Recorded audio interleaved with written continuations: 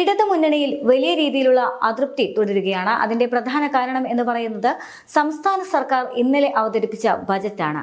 ആ ബജറ്റിൽ തങ്ങൾക്ക്, അതായത് ഇടതു മുന്നണിയിലെ തന്നെ ഘടകകക്ഷിയായ CPIയുടെ മന്ത്രിമാരുടെ മേഖലകൾക്ക് വേണ്ടത്ര പരിഗണന ലഭിച്ചില്ല എന്നുള്ളതാണ് അവർ പ്രധാനമായും ഉയർത്തിക്കാണിക്കുന്ന വാദം. അതുപോലെ തന്നെ കഴിഞ്ഞ കുറച്ച് നാളുകളായി കേരളം കണ്ടതിൽ വെച്ച് ഏറ്റവും വലിയ സാമ്പത്തിക പ്രതിസന്ധി നേരിടുകയാണ് പൊതുമേഖലാ സ്ഥാപനമായ സപ്ലൈകോ എന്ന് പറയുന്നത്. ആ സപ്ലൈകോയിൽ പോലും വേണ്ടത്ര രീതിയിൽ പരിഗണിച്ചില്ല എന്നുള്ളൊരു ആക്ഷേപം പോലും ഭക്ഷ്യസുരക്ഷാ മന്ത്രിയായ GR അനിലിന്റെ ഭാഗത്തു നിന്നും ഉണ്ടായിട്ടുണ്ടായിരുന്നു. അപ്പോൾ വലിയ രീതിയിലുള്ള അതൃപ്തിയും വലിയ രീതിയിലുള്ള നീരസങ്ങളുമാണ് സംസ്ഥാന ബജറ്റിനെ തുടർന്ന് മുന്നണിയിൽ പോലും ആകുന്നത്. അത് വലിയൊരു തർക്കത്തിലേക്ക് പോലും നീക്കാനുള്ള സാധ്യതയുണ്ട്. അതേസമയം തന്നെ പല ഭാഗത്തു നിന്നും, മുന്നണിയിൽ നിന്നും മാറ്റി നിർത്തി കഴിഞ്ഞാൽ പല ഭാഗത്തു നിന്നും, രാഷ്ട്രീയത്തിനകത്തു നിന്നും അതുപോലെ തന്നെ പുറത്തു നിന്നാണെങ്കിലും ജനങ്ങൾക്കിടയിലും ഒട്ടും ജനപ്രിയമല്ലാത്ത ഒരു ബജറ്റാണ് അവതരിപ്പിച്ചത് എന്നുള്ള വിമർശനങ്ങൾ വരുന്നുണ്ട്.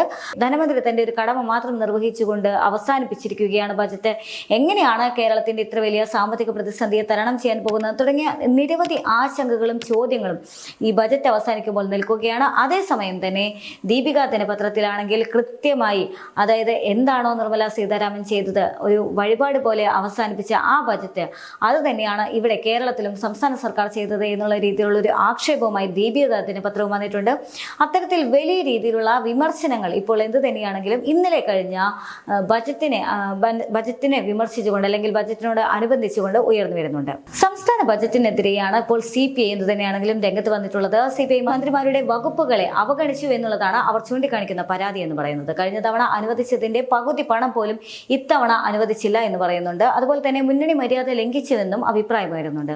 വിഷയം LDFൽ ഉന്നയിക്കാനാണ് CPI മന്ത്രിമാരുടെ നീക്കം. അതുപോലെ തന്നെ അതൃപ്തി മുഖ്യമന്ത്രിയെയും ധനമന്ത്രിയെയും അറിയിക്കാനുള്ള നീക്കവുമുണ്ട്. അടിയന്തര വിഷയങ്ങളിൽ ശ്രദ്ധ കൊടുത്തില്ല, അതോടൊപ്പം തന്നെ എന്നാൽ പ്രശ്നം വഷളാക്കേണ്ട ആവശ്യമില്ല എന്ന് CPIM അവകാശപ്പെടുന്നുണ്ട്.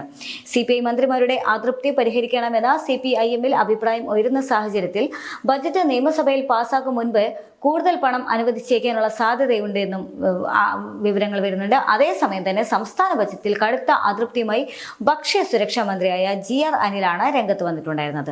നേരത്തെ സൂചിപ്പിച്ച പോലെ തന്നെ സപ്ലൈകോ നേരിടുന്ന വലിയൊരു സാമ്പത്തിക പ്രതിസന്ധിയിൽ പണം അനുവദിക്കാത്തതിനെ തുടർന്നായിരുന്നു GR അനിലിന്റെ പ്രതിഷേധം എന്ന് പറയുന്നത്. ബജറ്റിൽ കുടിശ്ശിക തീർക്കാനും സഹായം ഇല്ലാത്തതും മന്ത്രിയെ ചൊടിപ്പിക്കുകയായിരുന്നു.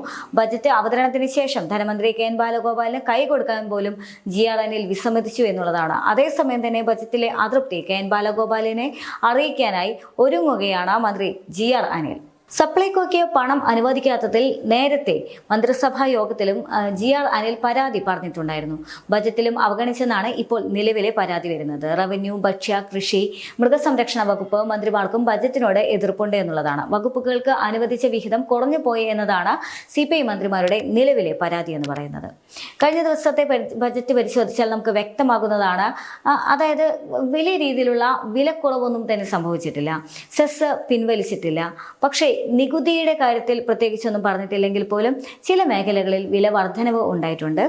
ആ വില വർധനവ് ഒരുപക്ഷെ ഇപ്പോൾ കേരളം ഇത്ര വലിയൊരു സാമ്പത്തിക പ്രതിസന്ധിയിലായതുകൊണ്ട് തന്നെ ആ നേരിയ വില വർധനവ് പോലും ജനങ്ങളെ ബാധിക്കാനുള്ള സാധ്യതയുണ്ട് എന്നുള്ളത് വലിയൊരു വാസ്തവമാണ് എന്നുള്ളതാണ്. അതുപോലെ തന്നെ കേരളത്തിന്റെ ഒരുവിധ പൊതുമേഖലാ സ്ഥാപനങ്ങളെല്ലാം തന്നെ കനത്ത സാമ്പത്തിക പ്രതിസന്ധി നേരിടുകയാണ്. നമ്മൾ എപ്പോഴും സൂചിപ്പിക്കുന്ന പോലെ തന്നെ അതിൽ ഏറ്റവും പ്രധാനപ്പെട്ടത് എന്ന് പറയുന്നത് സപ്ലൈകോയാണ്. തുടരെ തന്നെ KSEBയും രംഗത്ത് വന്നിട്ടുണ്ടായിരുന്നു. KSEBക്ക് ആണെങ്കിൽ ഒരു ശമ്പളം കൊടുക്കാൻ പോലും വായ്പ എടുക്കേണ്ട അവസ്ഥയിലേക്ക് KSEB മാറുന്നു എന്നുള്ള രീതിയിലുള്ള ആക്ഷേപങ്ങൾ, അല്ലെങ്കിൽ അത്തരത്തിലുള്ള അവസ്ഥയിലേക്ക് KSEB എത്തിയിട്ടുണ്ടായിരുന്നു. മറ്റൊരു കാര്യം എന്ന് പറയുന്നത് വലിയ രീതിയിൽ വിമർശനം കേട്ടതായിരുന്നു ഉച്ചഭക്ഷണ പദ്ധതിയുമായി ബന്ധപ്പെട്ടുകൊണ്ട്. ഈ ബജറ്റിൽ എന്ത് തന്നെയാണെങ്കിലും ഉച്ചഭക്ഷണ പദ്ധതിക്ക് വേണ്ടി ഒരു നീക്കിയിരിപ്പ് തുക അനുവദിച്ചിട്ടുണ്ടെങ്കിൽ പോലും അത് ശാശ്വതമായൊരു പരിഹാരമാകുമോ എന്നുള്ള ചോദ്യം ഇപ്പോഴും ഉയരുന്നുണ്ട്. ഉച്ചഭക്ഷണ പദ്ധതിക്ക് PTA നിന്നോ അല്ലെങ്കിൽ കുട്ടികളിൽ നിന്നോ ഫണ്ട് ശേഖരിക്കുക ഉള്ള അത്തരത്തിലുള്ള നീക്കങ്ങളിലേക്കെല്ലാം തന്നെ സർക്കാർ പോയത് വലിയ രീതിയിൽ വിമർശിക്കപ്പെട്ടതാണ്. അപ്പോൾ ആ ഉച്ചഭക്ഷണ പദ്ധതി പോലും അവതാളത്തിലായി നിൽക്കുകയാണ് കേരളത്തിലെ അവസ്ഥയിൽ. അതുപോലെ തന്നെ പൊതുമേഖലാ സ്ഥാപനങ്ങളിലാണെങ്കിൽ വാഹനങ്ങളിൽ പെട്രോൾ അടിക്കാൻ പോലും പണമില്ലാത്ത അവസ്ഥയായിരുന്നു. അത്തരത്തിൽ കനത്ത സാമ്പത്തിക ബുദ്ധിമുട്ടായിരുന്നു ഉണ്ടായിരുന്നത്. അതേസമയം തന്നെ ഏറ്റവും അധികം വിമർശിക്കപ്പെട്ട ഒന്നായിരുന്നു കേരളം എന്ന് പറയുന്ന പദ്ധതി.